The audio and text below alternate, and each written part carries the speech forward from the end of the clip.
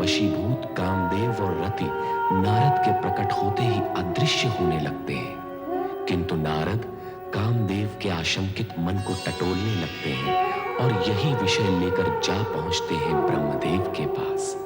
परंतु चर्चा करते हैं सती की तपस्या और दक्ष के हठ की। समाधान न होने पर नदी तट पर शिव आराधना में रत सती के समीप पहुंचते हैं।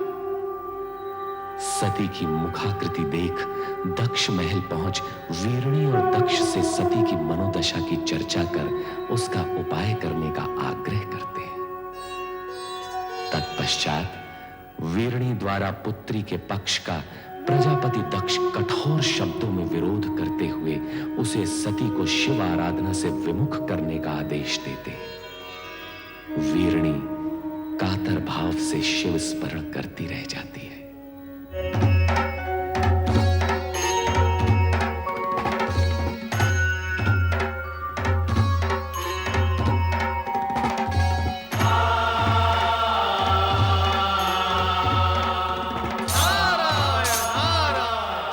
देवादिदेव सदाशिव के चरणों में नारद का प्रणाम।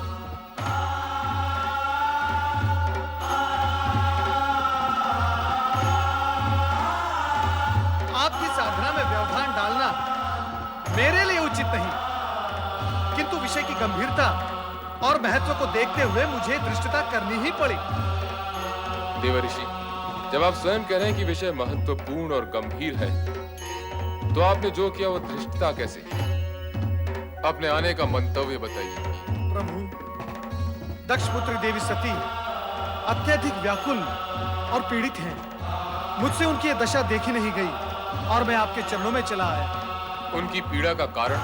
नारायण नारायण, ये सर्वविदित है कि आप ही नटराज हैं, किंतु हे महेश्वर, नाट्य विद्या के प्रदर्शन के लिए यह समय उचित नहीं है। सब कुछ जानते हुए भी आपका अनभिज्ञ होने का नाटक देवी सती के कष्ट में और भी वृद्धि करेगा। आप तत्काल यह बताने की कृपा करें कि देवी सती और आपके विवाह के बीच भ्राता दक्ष का विरोध रूपी विघ्न जो आ रहा है, उसे विफल कैसे किया जाए? उसका उपाय क्या है? किसी भी प्रकार की दुविधा की स्थिति में नंदाव्रती कन्याओं की कामना पूर्ति का सर्वोत्तम उपाय है। हे देवऋषि, अब ये मत पूछ बैठेगा कि नंदाव्रत क्या है। हे देवेश्वर, आश्चर्य है, सृष्टि का भार स्वयं पर लिए हुए भी आप विनोदपूर्ण वार्तालाप कैसे कर लेते हैं? नारायण नारायण। देवी सती की आराधना का परिणाम क्या निकलेगा, यह जानना मेरे लिए तो असंभव है, किंतु हे महेश्वर, आपकी लीला आप ही जाने।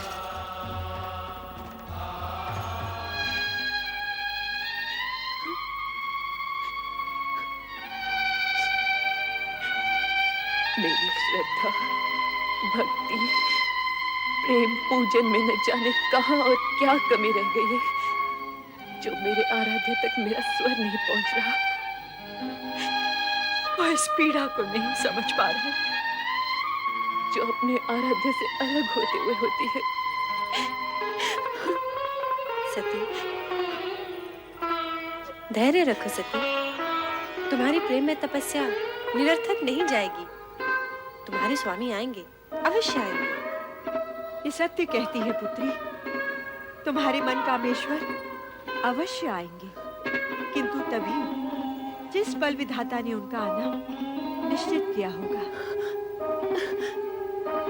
तो फिर मिलन की उस पल की प्रतीक्षा में मैं तब तक यहाँ बैठी रहूंगी जब तक मेरे स्वामी आकर मुझे स्वीकार न कर ले। पुत्री, ये बालोचित हट तुम्हें शोभा नहीं देती। चलो घर चलें। माते, आप तो स्वयं स्त्री हैं, किसी की पत्नी भी है। आप भी मेरी विरह जनित व्याकुलता को नहीं समझ पा रही। समझती हूँ पुत्री, किंतु तेरे पिता का क्रोध मुझे भयभीत कर रहा है। किसी अमंगल की कल्पना मुझे आतंकित कर रही है। ये हट उचित नहीं पुत्री, घर चल। नहीं माते, नारायण नारायण। प्रणाम देवर्षि। मंगल हो देवियों, मंगल हो। देवी सती, आपके लिए देवाधिदेव भोलेनाथ शिवशंकर का एक संदेश है। शीघ्र सुनाइए देवर्षि। आपके और उनके विवाह के बीच जो बाधाएं आ रही हैं, उनके लिए नंदाव्रत करना आपके लिए उत्तम रहेगा। नंदाव्रत? हाँ, मनचाहा पति पाने की दिशा में नंदाव्रत एक सिद्ध उपाय है। यही महेश्वर का कथन है। देवियों, चाहे तो आप भी इसका प्रयोग कर सकती हैं। नारायण नारायण। शीघ्र बताइए ना देवर्षि, इस व्रत को करने का विधि विधान क्या है? तुम लोगों को ठिठोली सुन रही है और मेरे यहाँ प्राण जा रहे हैं। माते, कृपया आप घर के लिए प्रस्थान करें और इन नटखट बहनों को भी अपने संग ले जाना। किंतु हमें भी तो व्रत की विधि सीखनी है ना माते। हमें भी तो सीखनी है। जैसी तुम्हारी इच्छा पुत्री। कल्याण हो। शीघ्र बताइए देवर्षि, व्रत की विधि क्या है? बताइए देवर्षि। नारायण नारायण। व्रत की बात शांति पूर्वक सुननी होगी। देवियों, इतनी उतावली मत करो। मैं आपको व्रत की विधि अवश्य बताऊंगा, परंतु आप सबको मेरी एक बात माननी होगी।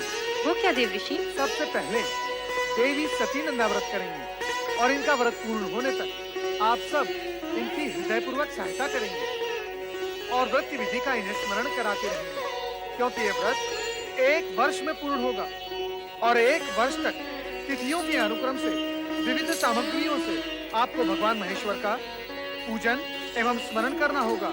जागरण के साथ साथ उपवास भी करना होगा। अन्य विधियां आपकी बहनों को मैं अवगत करवा दूंगा। ये आपको स्मरण कराती रहेंगी। मुझ पर आपने जो उपकार किया है, उसके लिए मैं सदा आभारी रहूंगी देवर्षि।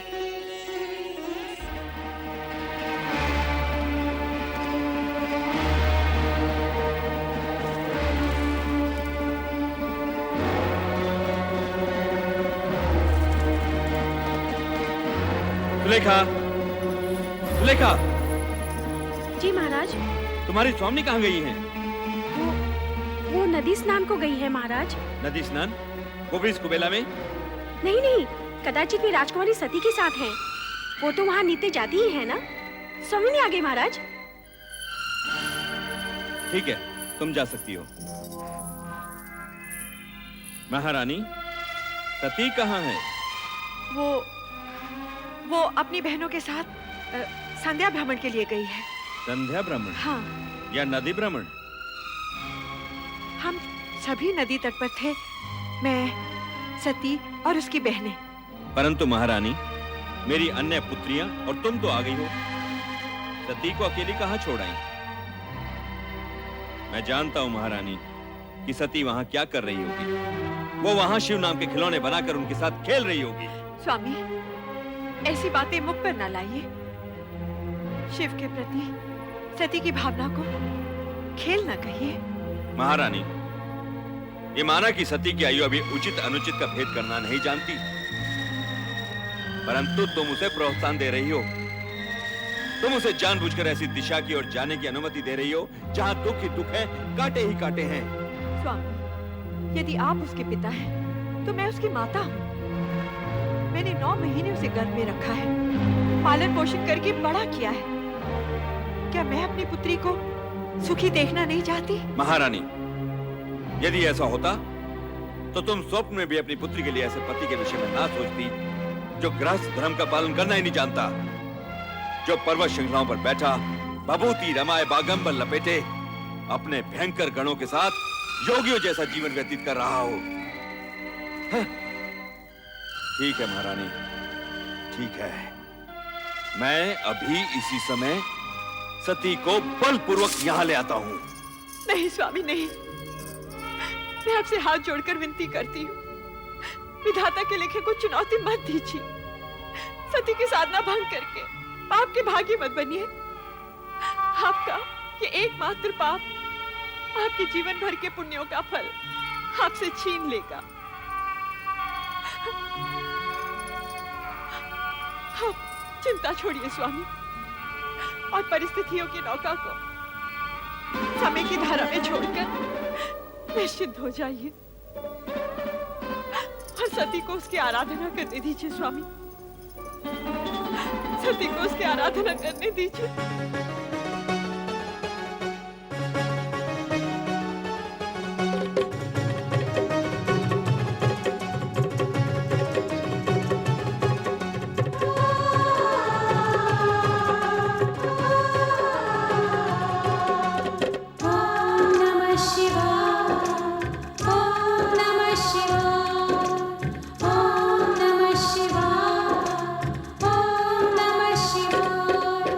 नंदा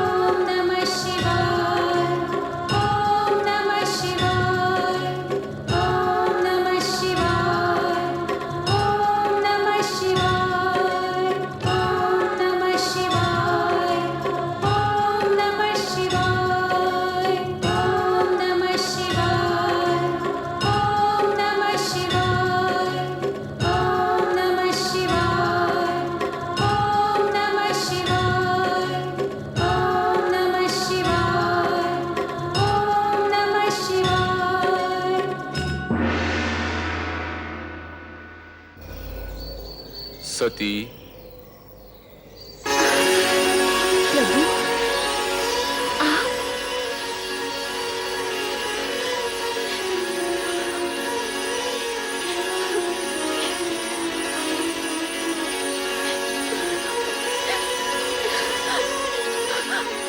स्वामी, स्वामी, मैं आपके दर्शन पाके धन्य हो गई स्वामी। उठो दक्ष पिता।